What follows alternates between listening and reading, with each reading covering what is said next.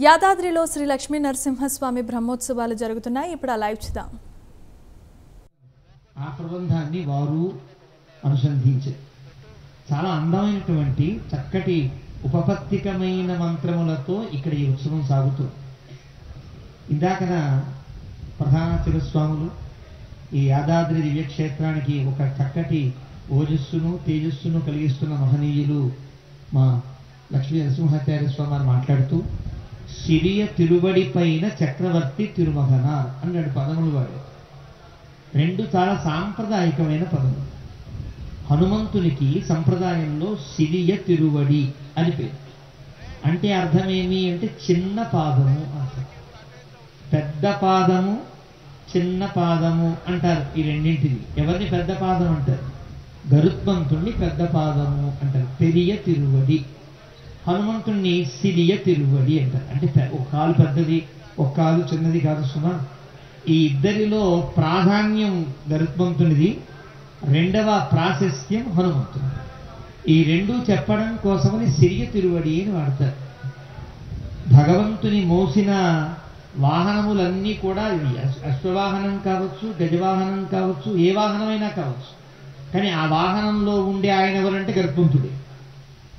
అశ్వంలోనూ గరుత్మంతుడిని ఆవాహన చేయాలి, గజంలోనూ గరుత్మంతుడిని ఆవాహన చేయాలి. ఆయన్ని మోయగలిగే గొప్ప సామర్థ్యం గరుత్మంతుడు ఒక్కరికే ఉంటుంది. కానీ తమాషా ఒక ఆంజనేయ స్వామి వాహనంలో ఆంజనేయ స్వామినే ఆవాహన చేస్తారు. అది తమాషా.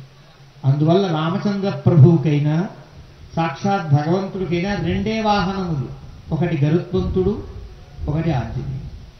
తక్కిన అవతారములన్నింటిలో గరుత్మంతుడు ఆయన పాపం మోసుకుని తిప్పాడు. కానీ ఒక్క రామావతారంలో గరుత్మంతుని ప్రస్తావన లేదు. పాపం ఒక్క హనుమంతునిదే హవ అంత, హనుమంతునిదే వైభవం అంత, హనుమంతునిదే రామాయణం అంత.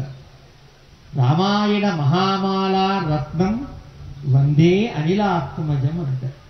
రామాయణ ఒక మహామాలిక అయితే ఆ మహామాలికలో మధ్య పథకంలా ప్రకాశించే అద్భుత వైభవం ఆంజనేయ స్వామిది. ఆంజనేయ స్వామి వైభవం ఎలా చెప్పుకోవాలి అంటే రామచంద్రమూర్తి ఆనందించేలా చెప్పుకోవాలి. రామచంద్రమూర్తి భజన ఎక్కడ సాగితే అక్కడ హనుమంతుడు ఆనందిస్తూ ఉంటాడు. తర్వాత అంశం, ఈ రోజు జరిగినటువంటి అంశములలో వేదమంత్రములలో పంచభూతములన్నీ భగవన్ నియామకములై ఎలా ఉంటాయో ఒక చిన్న సంక్షిప్తంగా చెప్పారు. పంచభూతములన్నీ ఆంజనేయ స్వామికి ఎలా సంబంధాలో కవులు చెప్పారు.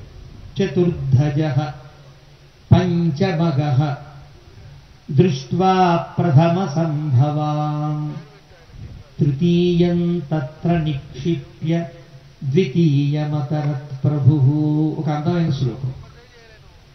నాలుగో దానికి పుట్టినవాడు, ఐదవ దాని యందు ప్రయాణించినవాడు, మొదటి కుమార్తెను చూచినవాడు, మూడవది అక్కడ పెట్టినవాడు, రెండవది దాటినవాడు. ఎవరయ్యా అంటే హనుమంతుడు. చాలా అందమైనటువంటి ఒక హనుమద్ వృత్తాంతాన్ని మనకి తెలియచేసే సందర్భం.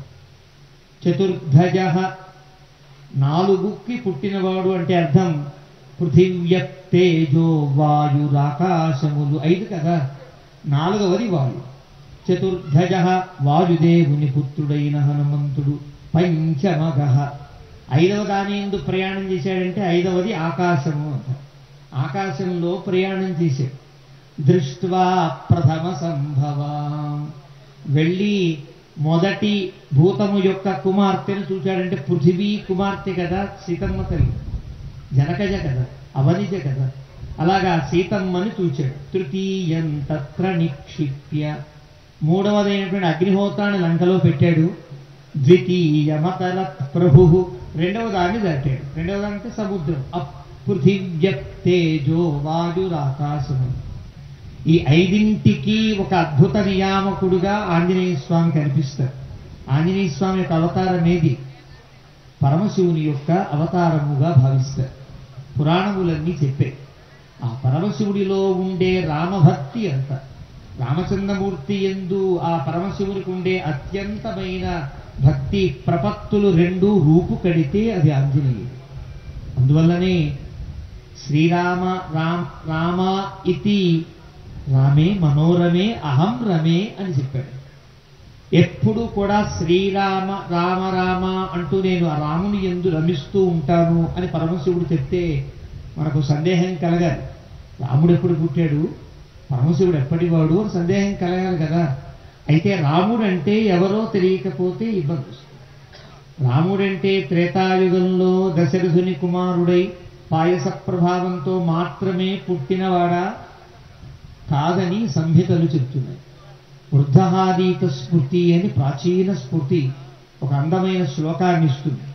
రామ అంటే దశరథుని కుమారుడైన రాముడు అనుకుంటే ఒక రాముడి పేరు ఆ రాముడికి పెట్టాడు వశిష్ఠుడు, తెలిసినవాడు కాబట్టి. ఎవరిదా పేరు?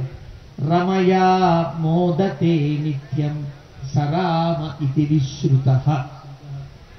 ఎవరైతే లక్ష్మీదేవితో వైకుంఠంలో రమిస్తూ ఉంటాడో, ఆనందిస్తూ ఉంటాడో, అనుగ్రహిస్తూ ఉంటాడో అతనికి రమ మోదుడు కాబట్టి ఆయనకి రాముడని పేరని శాస్త్రం చెప్పింది. రామ అంటే అర్థమే సకల చరాచర జగత్తుని నియమించే సృష్టి స్థితి లయములకు మూల కారణమైన జగజ్జన్మాది కారణమైన భగవంతుడు అని అంటారు.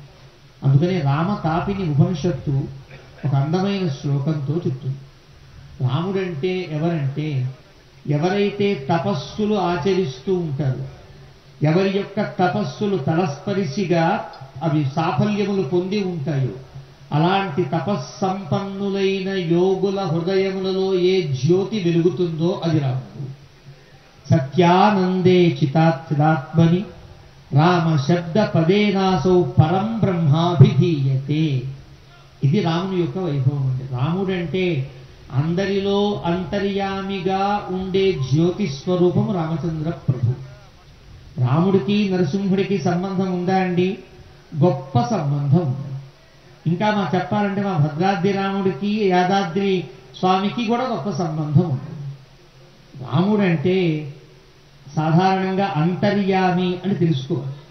రామదాసు ఇందాక అంతయు నీవే హరి పుండరీకాక్ష అంటూ కీర్తనతో నాట్యం చేసిన వారు కూడా చాలా అందమైన కీర్తన. అంతయు నీవే అని ప్రారంభించడానికి కారణమేమి అని అంటే అది అన్నమాచార్య స్వామి కీర్తన. తరువాత కాలంలో రామదాసు గారు చెప్పినటువంటిది కూడా అంతా రామమయం, ఈ జగమంతా రామమయం అంటూ అందంగా చెప్పారు. అంతా రామమయం అంటే చాలు కదా, మళ్ళీ ఈ జగమంతా రామమయం అన్నారు. ఆలోచించండి, అంతా రెండు ఒకటే కదా. కానీ అర్థం అది కాదు. అంతారామమయం అంటే అర్థం సంస్కృతం తెలిసిన వారు తెలుస్తుంది. అంతః రామమయం. అంతః ప్లస్ రామ కలిపితే సంస్కృతంలో అంతారామ అవుతుంది. అక్కడ అంతా అంటే తెలుగు కాదు. మనం సాధారణంగా అంతారామయం అంటే అంతారామయం ఏంటి అనుకుంటారు. అక్కడ అంతాకి అర్థం తెలుగు కాదు. అంతః రామమయం, లోపలంతా రాముడే, ఈ జగమంతా రామమయం. అక్కడ మళ్ళీ తెలుగు, ఈ జగమంతా రాముడు, లోపల బయట ఉన్నవాడు రాముడే అని చెప్పే గొప్ప కీర్తన.